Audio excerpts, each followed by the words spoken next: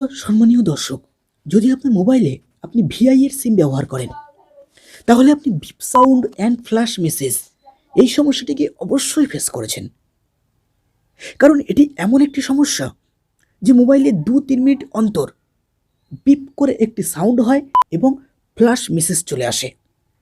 মনে করুন আমরা মোবাইলে মজার একটি ভিডিও দেখছি, আর ঠিক তখনই মোবাইলে বিপ করে একটি শব্দ হলো এবং স্ক্রিনে ফ্ল্যাশ মেসেজ চলে আসলো।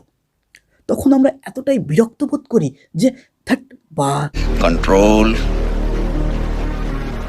कंट्रोल उदय सब क्या देखना पड़ रहा है। अच्छा है मैं अंधा हूं।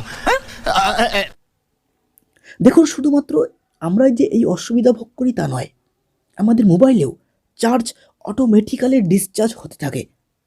তো আজকের ভিডিওতে আমি এই সমস্যাটি সলিউশন নিয়ে এসেছি। তো চলুন শুরু করা যাক আজকের।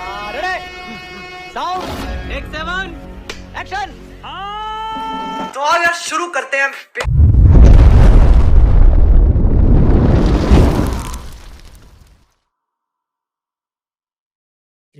সো গাইস, আমরা আমাদের মোবাইলের beep sound and flash message এই অপশনটিকে ডিসেবল করবার জন্য আমরা প্রথমে চলে যাব আমাদের মোবাইলের অ্যাপসে। তো এখান থেকে আমরা খুঁজে নেব আমাদের মোবাইলের সিম টুলকিট একটি অ্যাপস।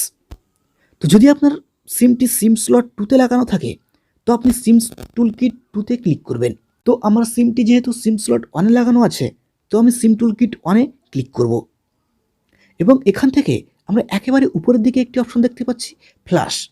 তো আমরা এই অপশনটিতে ক্লিক করব এবং এরপর আমরা একেবারে উপরের দিকে একটি অপশন দেখতে পাচ্ছি, অ্যাক্টিভেশন।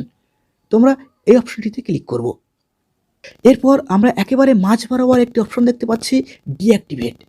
তো আমরা এই ডিঅ্যাক্টিভেট অপশনটিতে ক্লিক করব এবং এখান থেকে আমরা করব ওকে।